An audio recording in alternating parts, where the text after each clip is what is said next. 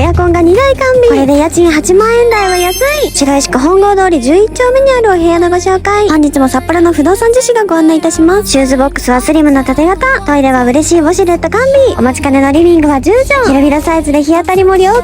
一つ目の洋室は5畳。Wi-Fi 無料でウォークインクローゼット。そしてキッチンスペースは 2.15 畳。冷蔵庫置き場もあってここから追い焚きもできる。廊下の方には2つ目の洋室 6.7 畳。広々サイズでエアコンが2台目完備。クローゼットもバッチリ完備。気になるお家賃は管理費込み8万4千円。この設備で8万円台はお得すぎる。札幌のお部屋探しならチェックでチェック。公式 LINE で待ってるね。